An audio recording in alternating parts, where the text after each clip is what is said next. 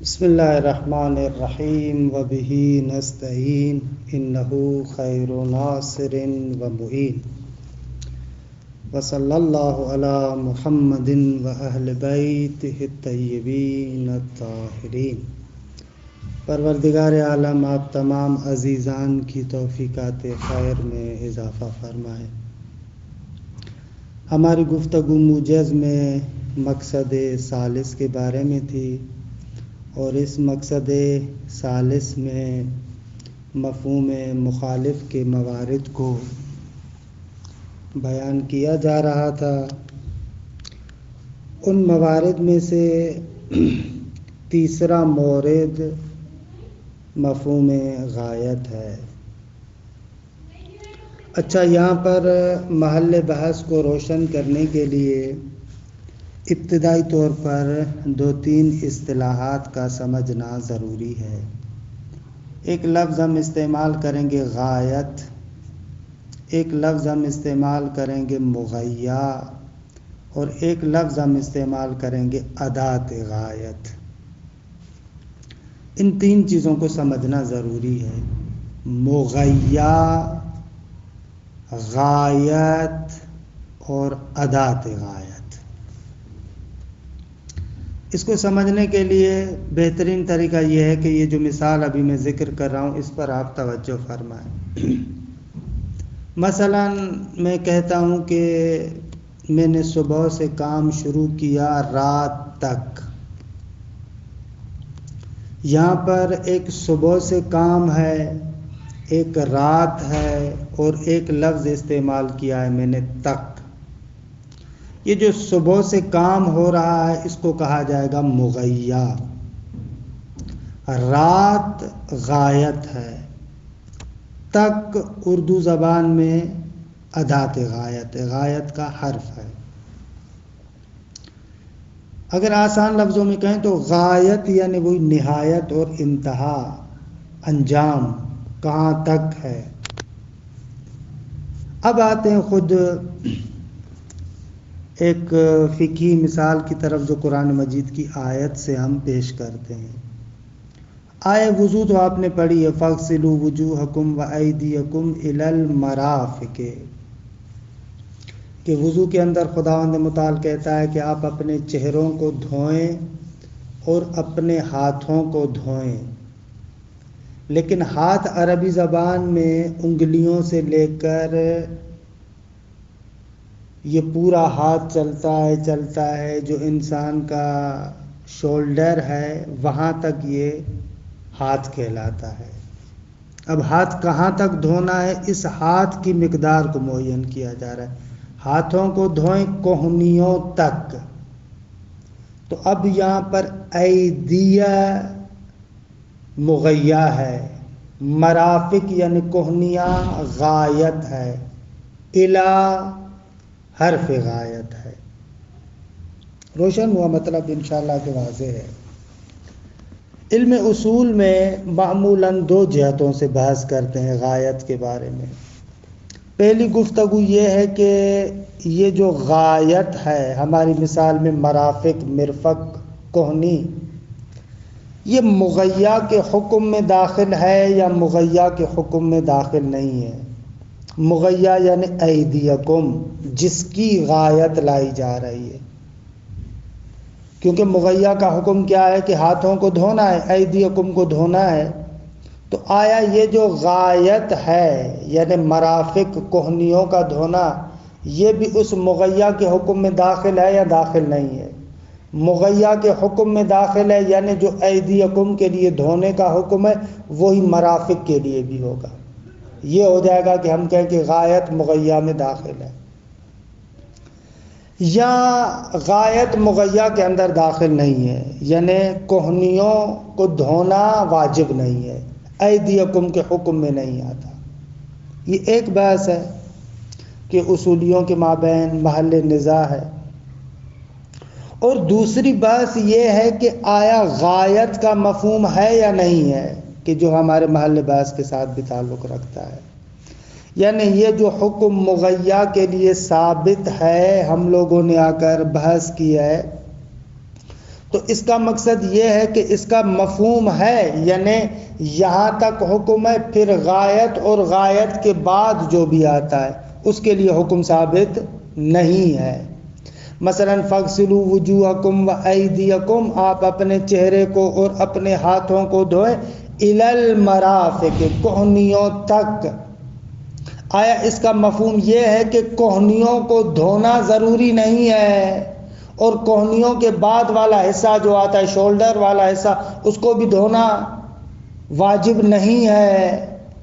یہ خود اس غایت سے سمجھ میں آتا ہے یا نہیں آتا؟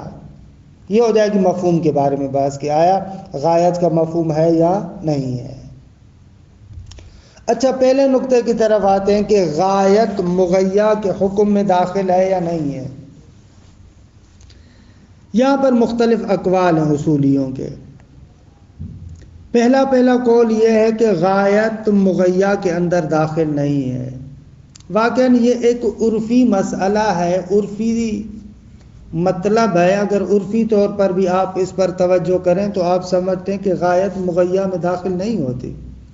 مثلا جب آپ کو کہا جاتا ہے کہ آپ نے صبح سے شام تک کام کرنا ہے، تو وہ شام آپ کے کام کی انتہا ہوتی ہے نا، پھر شام کو کام نہیں کرنا ہوتا، شام تک کام کرنا ہوتا ہے۔ وہ شام اس کام کرنے میں داخل نہیں ہے۔ یہ کسی کے سامنے بھی عرفی طور پر آپ یہ جملہ کہیں تو عرف اس سے یہی سمجھتا ہے۔ جب بھی آپ کہتے ہیں کہ مثلا میں نے صبح سے کام کیا رات تک، تو عام لوگ اسے کیا سمجھتے ہیں؟ آیا رات میں بھی کام کیا یا نہ؟ جیسے ہی رات پہنچی میں نے کام کو ختم کر دیا، رات میں داخل نہیں ہوتا میرا کام۔ عرفی طور پر ایسے سمجھ میں آتا ہے۔ بہرحال ایک قول اصولیوں کا یہ ہے کہ غایت مغیّہ کے حکم میں داخل نہیں ہے، کہ یہ حضرت امام خمینی اور محقق خراسانی کا نظریہ ہے۔ دوسرا قول یہ ہے کہ نہ، غایت مغیّہ میں داخل ہے۔ تیسرا قول تفصیل ہے۔ غایت اور مغیّہ کبھی کبھار دونوں جنس کے اعتبار سے ایک ہی چیز ہے۔ مثلا جیسے فاغسلوا وجوہکم وایدیکم الی المرافق، یہاں پر جو مرفق ہے اور ایدی ہے، ہاتھ، یہ دونوں جنس کے اعتبار سے ایک ہی ہیں۔ واقعاً ایک ہی ہاتھ ہے۔ عربی زبان میں مزے کی بات جو میں نے پہلے بھی عرض کی کہ اس انگلیوں سے لے کر شولڈر تک اس سارے کو ایدی کہا جاتا ہے۔ تو مرافق اور ایدی تو جنساً متحد ہے، غایت اور مغیّہ جنساً ایک ہے۔ کبھی کبھار کیا ہوتا ہے کہ غایت اور مغیّہ جنساً ایک نہیں ہوتے۔ مثال کے طور پر اتم الصیام الی اللیل، روزے کو تمام کرو رات تک، یہاں پر غایت کیا ہے؟ رات ہے۔ مغیّہ کیا ہے؟ وہ روزہ جو دن میں ہوتا ہے۔ ظاہر سی بات ہے وہ روزہ جو دن میں ہے اس کی جنس اور رات کی جنس علیحدہ ہے، دونوں علیحدہ ہے۔ ایک کا تعلق روشنائی کے ساتھ ہے، ایک کا تعلق ظلمت کے ساتھ ہے۔ غایت اور مغیّہ جنساً دونوں علیحدہ علیحدہ ہے۔ اس تفصیل میں یہ بیان کیا جا رہا ہے تیسرے قول میں کہ اگر غایت اور مغیّہ دونوں جنس کے اعتبار سے متحد ہوں تو وہاں پر غایت مغیّہ میں داخل ہوتی ہے، اس کے حکم میں داخل ہے۔ اگر فاغسلوا وجوہکم وایدیکم الی المرافق کو دیکھا جائے تو اس قول کے مطابق الی المرافق بھی ایدیکم کے حکم میں شامل ہے، یعنی جیسے ہاتھوں کو دھونا اسی طریقے سے اس کوہنی کو بھی دھونا ہے۔ لیکن اگر ثم اتم الصیام الی اللیل کے قبیل سے ہو تو یہاں پر غایت مغیّہ کے اندر داخل نہیں ہوگی۔ یہ تیسرا قول ہے۔ چوتھا قول یہ ہے کہ آغا غایت نہ مغیّہ کے اندر داخل ہے، یہ بھی ہم نہیں کہتے، اور نہ یہ کہتے کہ غایت مغیّہ سے خارج ہے، بلکہ اس اعتبار سے جملہ مجمل ہے۔ قرائن اور شواہد خارجی کو دیکھا جائے گا۔ اگر قرائن اور شواہد خارجی سے ہمیں پتہ چلا کہ یہاں پر غایت مغیّہ میں داخل ہے تو وہاں پر ہم کہیں گے غایت مغیّہ میں داخل ہے۔ اگر قرائن کے ذریعے سے ہمیں یہ معلوم نہیں ہوتا تو وہاں پر ہم کہیں گے کہ داخل نہیں ہے۔ یعنی جملہ جس کے اندر غایت استعمال ہوتی ہے فی نفس ہی نہ اس نقطے کو بیان کرتا ہے کہ غایت مغیّہ کے حکم میں داخل ہے، نہ اس نقطے کو بیان کرا کہ غایت مغیّہ کے حکم سے خارج ہے، بلکہ قرائن خارجیہ کو دیکھیں گے۔ مصنف فرماتے ہیں کہ ہمارے اعتبار سے قول حق یہ ہے کہ غایت مغیّا کے اندر داخل ہے، بے بخشید غایت مغیّا کے اندر داخل نہیں ہے، یعنی پہلا قول حضرت امام خمینی والا۔ لیکن اس قول کو اگر آپ قبول نہ کریں، یعنی پہلے قول کو، پہلی بات تو یہ کہ ہم اس قول کو مانتے ہیں کہ غایت مغیّا کے اندر داخل نہیں ہے، حکماً داخل نہیں ہے، اس کے حکم میں نہیں ہے۔ اگر اس قول کو آپ قبول نہ کریں تو اس کے بعد پھر چوتھا قول ہے، یعنی جملہ نہ اس بات پر دلالت کرتا ہے کہ غایت اس کے اندر داخل ہے، نہ اس بات پر دلالت کرتا ہے کہ غایت اس سے خارج ہے۔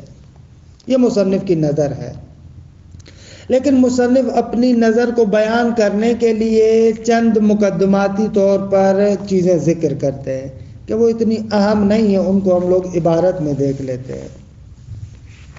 دیکھیں، خلاصہ کلام جو ہمارے بحث کا ہوا، خلاصہ یہ ہوا کہ غایت مغیّا میں داخل ہے یا نہیں ہے، چار قول ہیں۔ ایک قول یہ کہ خارج ہے، ایک قول یہ کہ داخل ہے، ایک قول تفصیل ہے کہ غایت اور مغیّا ایک جنس سے ہے تو داخل ہے، اگر ایک جنس سے نہیں ہے تو خارج ہے۔ چوتھا قول یہ کہ نہ، قرائن خارجیہ کو دیکھیں گے، اس اعتبار سے جملہ مجمل ہے۔ مصنف کا نظریہ یہ ہے کہ غایت مغیّا سے خارج ہے۔ دیکھیں عبارت کو، الثالث مفہوم الغایہ، کہتے ہیں کہ تیسرا مورد مفہوم مخالف میں سے مفہوم غایت کی بحث ہے۔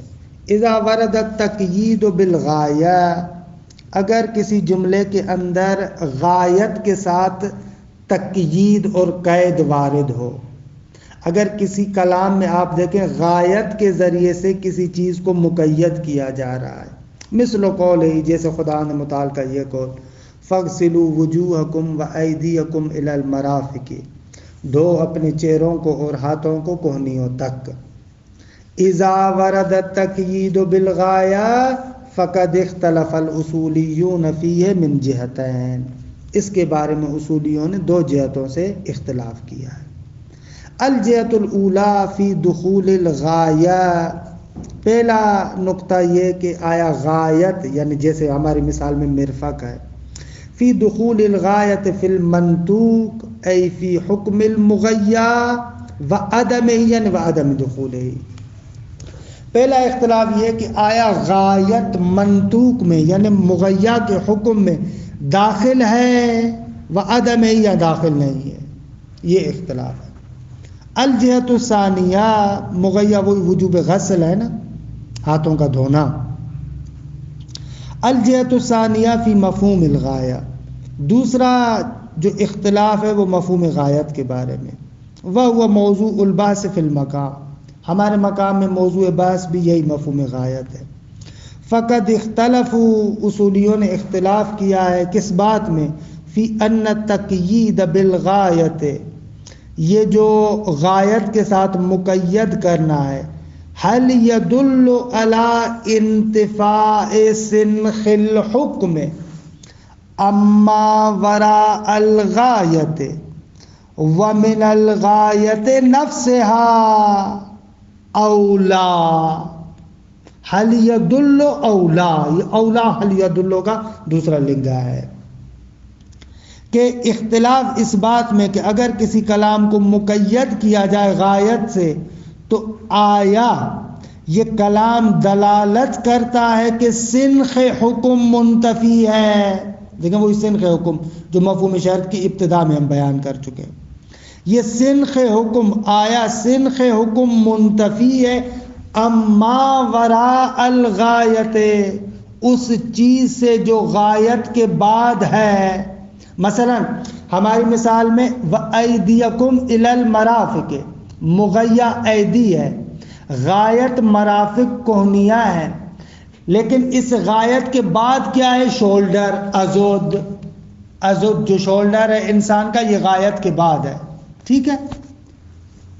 تو اب بات یہ کر رہے ہیں کہ مفہوم غایت میں آیا یہ کسی کلام کو غایت کے ساتھ مقید کرنا یہ اس بات پر دلالت کرتا ہے کہ سنخ حکم منتفی ہے غایت کے بعد والی چیز سے، یعنی جیسے ازود ہے یعنی شولڈر، وَمِنَ الْغَایَةِ نَفْسِهَا، اور آیا یہ سنخ حکم خود غایت سے بھی منتفی ہے، اذا قلنا فی النزاع الاول بعدم دخولها فی المغیّہ، جب ہم لوگ نزاع اول میں جو پہلا جھگڑا تھا نا کہ غایت مغیّہ میں داخل ہے یا نہیں، اگر وہاں پر ہم کہتے ہیں کہ غایت مغیّہ میں داخل نہیں ہے تو وہاں پر خود غایت کے بارے میں بھی اس مفہوم غایت کی بحث آئے گی۔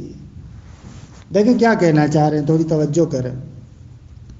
یہ کہتے ہیں کہ مفہوم غایت کی بحث اس پہلی بحث پر مبتنی نہیں ہے۔ کیسے؟ پہلی بحث ہماری کیا ہے کہ غایت مغیّہ میں داخل ہے یا نہیں ہے۔ اگر آپ وہاں پر اس کے قائل ہو جاتے ہیں کہ غایت مغیّہ کے حکم میں داخل ہے تو پھر وہاں پر مفہوم غایت کا مقصد یہ ہوگا کہ آیا اس غایت کا آنا اس بات پر دلالت کرتا ہے کہ سنخ حکم ماوراء غایت سے منتفی ہے یا نہیں ہے۔ اگر وہاں پر ہم نے یہ کہا کہ غایت مغیّہ میں داخل ہے تو پھر وہاں پر بحث صرف اور صرف مفہوم غایت کی کس کے بارے میں ہوگی؟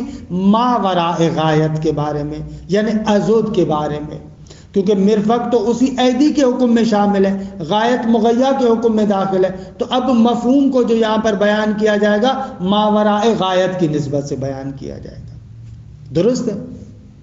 اور اگر ہم نزاع اول کے اندر قائل ہو جاتے ہیں کہ نہ غایت مغیّہ میں داخل نہیں ہے تو پھر مفہوم غایت کے دو مورد ہوں گے، یعنی پھر بات یہ ہوگی کہ اگر کلام مقید ہے غایت کے ساتھ تو آیا یہ کلام دلالت کرتا ہے اس بات پر کہ سنخ حکم خود غایت سے اور ماوراء غایت سے منتفی ہے یا نہیں۔ نقطہ سمجھ میں آیا؟ عبارت کے اندر تھوڑی سی کوتاہی ہے، تھوڑا سا جسے کہتے ہیں نا کہ اختصار ہے، اختصار کی وجہ سے شاید وہ نقطہ اس طریقے سے واضح نہ ہو، لیکن یہ جو بندہ حقیر آپ کی خدمت میں توضیح عرض کر رہا ہے اس سے یہ مطلب حل ہو جاتا ہے۔ کیا ہوا؟ خلاصہ یہ ہوا کہ یہ جو عبارت مصنف ذکر کر رہے ہیں در حقیقت ان بعض لوگوں پر نقد اور اشکال ہے کہ جو کہتے ہیں کہ مفہوم غایت کی بحث صرف اسی صورت میں ہوگی جب ہم اس بات کے قائل ہو جائیں کہ غایت مغیّہ سے خارج ہے۔ مصنف کی عبارت اگرچہ بالکل کوتاہ ہے لیکن اس سے سمجھ میں آ رہا ہے کہ نہ، نزاع اس کے ساتھ مخصوص نہیں ہے۔ جی اگر ہم وہاں پر قائل ہو جاتے ہیں کہ غایت مغیّہ میں داخل نہیں ہے تو مفہوم غایت کے دو مورد ہوں گے، ایک خود غایت اور ایک ماورائے غایت، کہ سنخ حکم ان دونوں سے منتفی ہو رہا ہے یا نہیں ہو رہا۔ لیکن اگر ہم خود پہلے نظام میں قائل ہو جائیں کہ غایت مغیّہ کے اندر داخل ہے تو پھر بھی مفہوم غایت کی بحث ہوگی، لیکن اس صورت میں غایت مفہوم میں شامل نہیں ہوگی بلکہ ماورائے غایت مفہوم میں داخل ہوگی۔ یہ اصل مطلب ہے کہ جس کو اتنی مختصر عبارت میں بیان کیا گیا ہے۔ پھر ایک مرتبہ ترجمہ کرتا ہوں۔ الجہت الثانیہ فی مفہوم الغایہ، کہتے ہیں کہ دوسری جہت مفہوم غایت کے بارے میں، وہ موضوع الباس فی المقام، موضوع باس ہمارا جو اس مقام پر ہے کہ جو مفہوم مخالف کی بات ہے وہ یہی ہے۔ فقد اختلفوا، علماء نے اختلاف کیا ہے، فی ان التقیید بالغایہ، اگر غایت کے ساتھ مقید کیا جائے تو هل يدل على انتفاء سنخ الحکم اولا، ایسے عبارت پڑھے تو آیا یہ دلالت کرتا ہے کہ سنخ حکم منتفی ہے یا منتفی نہیں ہے؟ اچھا منتفی کس سے؟ اما وراء الغایت، جو غایت کے بعد آتا ہے، یعنی مرفق کے بعد ہماری مثال کے اندر کیا ہے؟ ازود، شولڈر۔ ومن الغایت نفسہا، اور خود غایت سے بھی یہ سن کے حکم منتفی ہے یا نہیں؟ لیکن غایت محل نزاع میں اس صورت میں آئے گا اذا قلنا فی النزاع الاول بعدم دخولها فی المغیّہ، جب ہم اس بات کے قائل ہو جائیں کہ نزاع اول میں ہم کہتے ہیں کہ غایت مغیّہ میں داخل نہیں ہے۔ اس قول کو مانیں گے تو پھر مفہوم غایت کے دو مورد ہوں گے، خود غایت اور ماورائے غایت۔ اگر وہاں پر اس قول کے قائل ہو گئے کہ غایت مغیّہ میں داخل ہے تو پھر فقط ماورائے غایت کے بارے میں بحث ہوگی۔ ٹھیک ہے، اما الجہۃ الاولیٰ ففیہا اقوال، کہتے ہیں کہ جہت اولیٰ اس کے اندر چند اقوال ہیں۔ البتہ اوپر والی عبارت میں اولا کا تعلق حل یدل کے ساتھ ہے، اذا قلنا کے ساتھ نہیں ہے۔ اگر اذا قلنا کے ساتھ جوڑو گے ترجمہ غلط ہوگا۔ حل یدل علی انتفاء سنخ الحکم اولا، ایسے عبارت ہے۔ الجہۃ الاولیٰ ففیہا اقوال، فرماتے ہیں کہ جہت اولیٰ پہلی جہت کہ آیا غایت مغیّہ میں داخل ہے یا نہیں ہے، اس میں چند اقوال ہیں۔ پہلا قول خروجها مطلقاً، پہلا قول یہ ہے کہ غایت مغیّہ میں داخل نہیں ہے مطلقہ اس تیسری تفصیل کے مقابلے میں، غایت و مغیّہ ایک جنس سے ہوں یا غایت و مغیّہ ایک جنس سے نہ ہوں، مطلقاً خارج ہے۔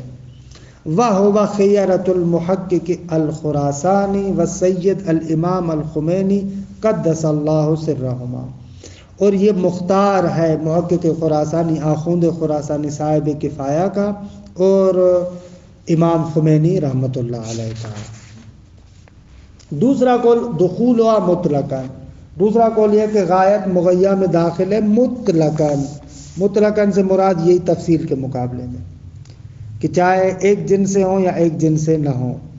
جیم تیسرا قول التفصیل و تفصیل بین ما اذا کان ما قبل الغایہ وما بعدها متحدین فی الجنس وبین ما لم یکن کذالک، عبارت ایسے ہے۔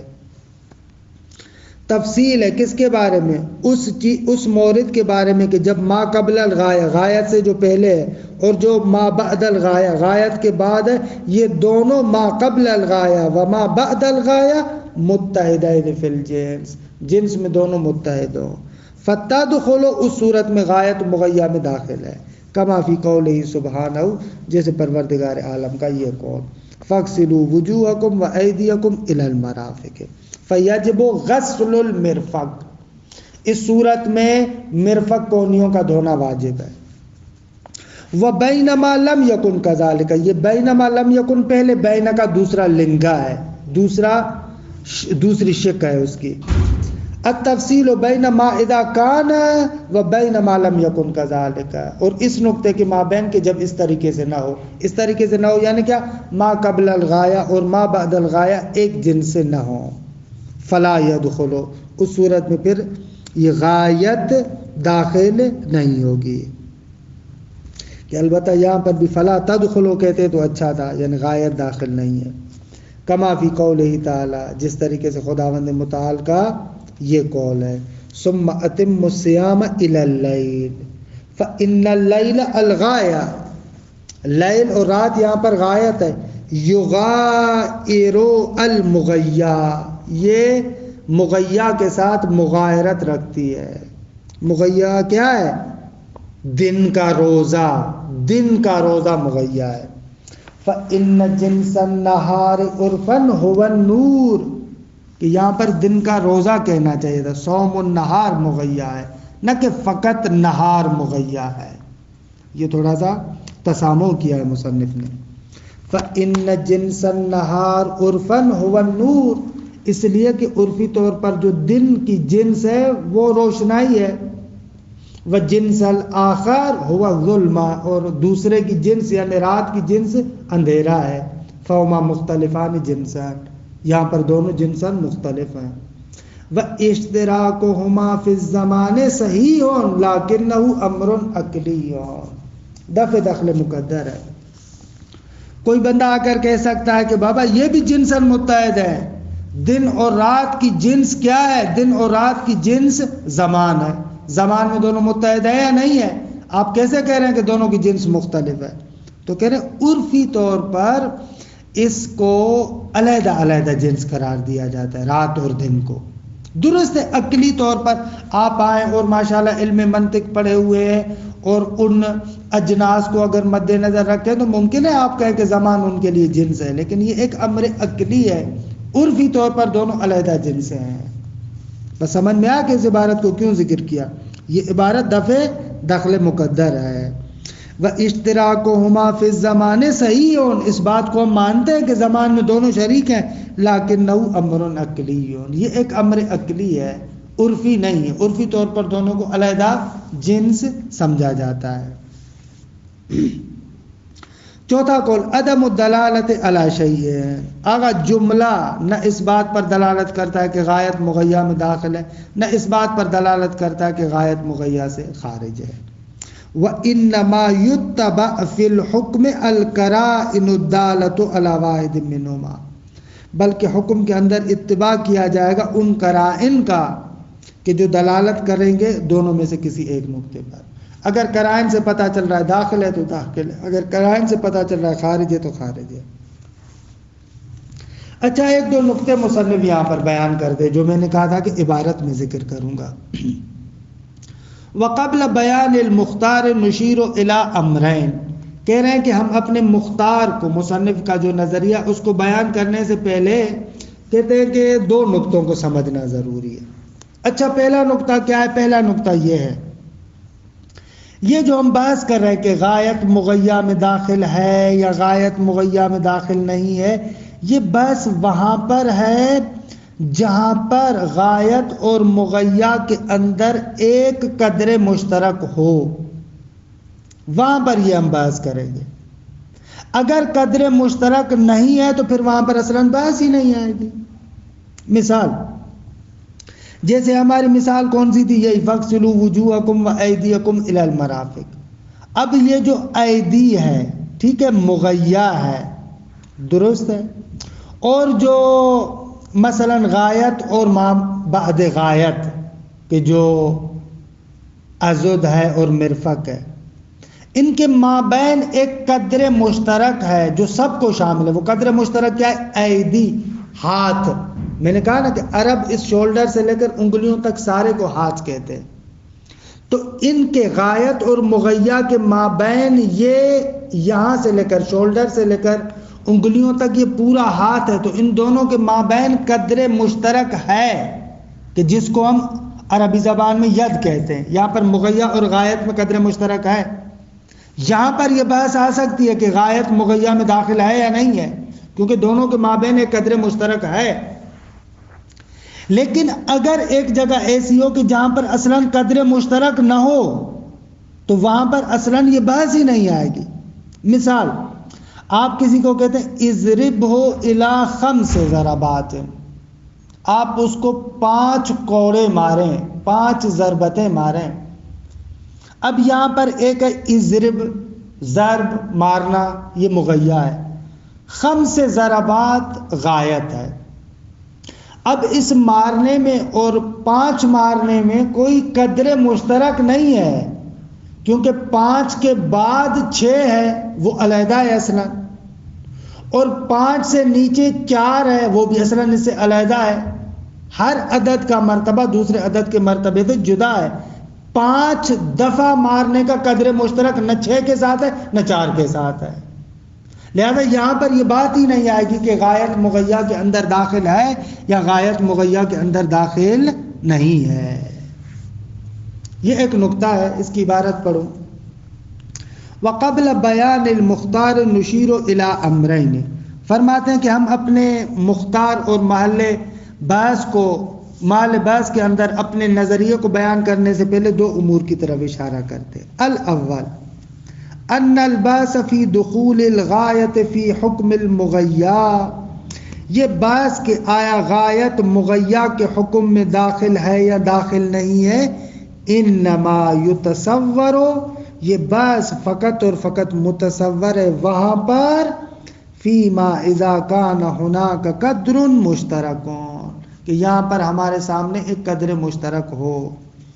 امکن تصویرہ تارتاً داخلا فی حکمہ و اخرى داخلا فی حکم ما بعد الغایہ، کہ جس کے اندر اس کو یہ تصویر کرنا، یہ صورت پیش کرنا کہ ایک مرتبہ ہم کہیں کہ وہ قدر مشترک خود اس مغیّہ کے حکم میں داخل ہے، اور ایک مرتبہ آپ اس کے بارے میں یہ بھی کہہ سکیں کہ ما بعد غایت کے اندر بھی وہ قدر مشترک ہے، یعنی ایک ایسی قدر مشترک ہونی چاہیے کہ جو مغیا کے حکم میں بھی آ سکے اور ما بعد الغایت کے حکم میں بھی آ سکے، ایک ایسی قدر مشترک ہونی چاہیے۔ خود مثال کے ذریعے سے واضح کرتے، کل مرفق، جیسے مثلا کیا ہے، یہ مرفق ہے کوہنی، فَإِنَّهُ يَصْلَحُ أَن يَكُونَ مَحْكُومًا بِحُكْمِ الْمُغَيَّا، کہتے ہیں کہ اس کے لیے یہ صحیح ہے، اس کے اندر یہ صلاحیت ہے کہ ایک مرتبہ آپ اس کو مغیا کے حکم میں داخل کر سکتے ہیں، یعنی مرفق کو مغیا کے حکم میں داخل کر سکتے ہیں، جو ایدی ہے اس کے حکم میں داخل کر سکتے ہیں، وَمَحْكُومًا بِحُكْمِ مَا بَعْدَ الْغَایَہ، اور اس کو آپ بعد الغایت کے حکم میں بھی داخل کر سکتے ہیں، عضد یعنی شولڈر۔ یہ جو مرفق ہے یہ ایک ایسی قدر مشترک ہے جو دونوں میں داخل ہونے کی صلاحیت رکھتی ہے، کہ میں نے ہاتھ کہا تھا کہ ہاتھ ان کے مابین قدر مشترک ہے، اگر دقیق کے لحاظ دقیقاً اس کو مشخص کیا جائے ہاتھ میں سے بھی، تو وہ ہاتھ میں بھی یہ مرفق والا حصہ بنے گا۔ یہ ہونا چاہیے کہ وہ جو قدر مشترک ہے اس کو چاہے آپ مغیا میں داخل کریں تو وہاں پر آ سکے، چاہے آپ اس کو ما بعد الغایت میں داخل کریں تو وہاں پر بھی داخل ہو سکے۔ وَأَمَّا إِذَا لَمْ يَكُنْ كَذَلِكَ، اگر اس طریقے سے نہ ہو تو فلا، یعنی پھر اس صورت میں یہ بحث درست نہیں ہوگی۔ کما اذا قال، جس طریقے سے کوئی بندہ آ کر کے اضربہ الی 5 ضربات، آپ اس کو 5 ضربتوں تک ماریں، فالضربۃ السادسہ ہی بعد الغایہ، 5 ضربتوں کے بعد 6ٹھی ضربت کیا ہے، یہ ما بعد الغایت ہے۔ وَلَيْسَ هُنَا حَدٌّ مُشْتَرَكٌ صَالِحٌ لِأَن يَكُونَ مَحْكُومًا بِحُكْمِ الْمُغَيَّا او محکوماً بحکم ما بعد الغایہ، کہتے ہیں کہ یہاں پر کوئی ایک ایسی حد مشترک نہیں ہے کہ جس میں صلاحیت ہو کہ آپ اس کو مغیا کے حکم میں بھی داخل کر سکتے ہو یا ما بعد الغایت کے حکم میں بھی داخل کر سکتے ہو، نہ، آپ 5 کو وہ حد مشترک نہیں قرار دے سکتے 4 ضربتوں اور 6 ضربتوں کے لیے، کیونکہ 5 ضربتیں نہ 6 ضربتوں میں داخل ہو سکتی ہیں نہ 4 ضربتوں میں داخل ہو سکتی ہیں، ہر ایک دوسرے سے جدا ہے، تو یہاں پر اصلاً تصور ہی نہیں ہے۔ وَلَيْسَ هُنَا قَدْرٌ حَدٌّ مُشْتَرَكٌ صَالِحٌ، یہاں پر کوئی ایسی حد نہیں ہے مشترک کہ جس میں صلاحیت ہو کہ لِأَن يَكُونَ مَحْكُومًا بِحُكْمِ الْمُغَيَّا او مَحْكُومًا بِحُكْمِ مَا بَعْدَ الْغَایَہ، کہ جس میں یہ صلاحیت ہو کہ ایک بار وہ مغیا کے حکم میں داخل ہو سکے یا ایک مرتبہ غایت کے جو بعد والی چیزیں اس کے حکم میں داخل ہو سکے، نہ، یہاں پر ایسے نہیں ہے۔ وَبِذَلِكَ يَظْهَرُ، کہتے ہیں کہ ہماری اس تفصیل سے یہ نقطہ واضح ہو گیا کہ انہو لو کانت الغایت غایتا للحکم لا یتصور فی ذلک النزاع، اگر یہ غایت تو حکم کے لیے غایت ہو تو پھر وہاں پر یہ نزاع نہیں ہوگا۔ کما اذا قال، جس طریقے سے مولا کہے کل شیء حلال حتی تعلم انہ حرام، ہر چیز تمہارے لیے حلال ہے یہاں تک کہ تمہیں اس کے حرام کا علم ہو جائے، تو یہاں پر حد مشترک کوئی بھی نہیں ہے، کوئی بھی یہاں پر حد مشترک نہیں، کیونکہ جیسے ہی ہمیں علم بالحرام ہو گیا تو وہ دیگے حلال نہیں ہو سکتا، یہ مغیا میں داخل ہونے کی صلاحیت ہی نہیں رکھتا کیونکہ قدر مشترک نہیں ہے۔ فَإِنَّهُ لَا يُمْكِنُ أَن يَكُونَ الْعِلْمُ بِالْحَرَامِ دَاخِلًا فِي حُكْمِ الْمُغَيَّا، اگر ایک شے کے حرمت کا آپ کو علم ہو جائے تو وہ کبھی بھی مغیا کے حکم میں داخل نہیں ہو سکتا، مغیا یعنی حلال ہونا، وہ چیز کبھی بھی آپ کے لیے حلال نہیں ہو سکتی جب آپ کو اس شے کے حرام ہونے کا علم ہے۔ اذ لیس بعد العلم بالحظر رخصہ، اس لیے کہ منع اور حرمت، حظر یعنی منع، اس منع اور حرمت کے علم کے بعد رخصت کا کوئی مقصد نہیں ہے، جواز کا کوئی معنی نہیں ہوگا۔ خلاصہ کلام، اس نقطے کو دقیق طریقے سے سمجھیں کہ اس نقطے میں کیا مصنف فرما رہے ہیں۔ اس نقطے کے اندر یہی بات مصنف کہہ رہے ہیں کہ بابا اگر غایت اور مغیا وہاں پر کوئی قدر مشترک ہوگا تو وہاں پر محل نزاع ممکن ہے، یعنی غایت کو آپ کیا کریں، ایک مرتبہ مغیّہ میں داخل کر سکیں اور ایک مرتبہ آپ مابعد الغایت میں داخل کر سکیں، اس میں صلاحیت ہو۔ اگر اس طریقے سے نہ ہو، یعنی غایت مغیّہ میں داخل ہونے کی صلاحیت ہی نہ رکھتی ہو، تو وہاں پر تو بحث ہی نہیں ہے کہ آیا غایت مغیّہ میں داخل ہے یا داخل نہیں ہے۔ اس کا نتیجہ مصنف نے یہ لیا کہ پس اگر غایت حکم کے لیے ہے تو وہاں پر یہ بحث ہی نہیں آئے گی، کیونکہ جو غایت حکم کے لیے وہ غایت مغیّہ میں کبھی بھی داخل نہیں ہو سکتی۔ اگر مولا آپ کو کہ کل شیء حلال حتی تعلم انہ حرام، تو یہاں پر علم بالحرمت یہ غایت ہے نا، یہ کبھی بھی مغیّہ میں یعنی جواز میں داخل نہیں ہو سکتا۔ یہ پہلا نقطہ کہ جس کو مصنف نے ذکر کیا۔ اچھا، اس کے بعد ایک اور نقطہ بھی ہے کہ انشاءاللہ اس کو اگلے جلسے میں ذکر کریں گے۔ وصلی اللہ علی محمد و اہل بیتہ الطیبین الطاہرین۔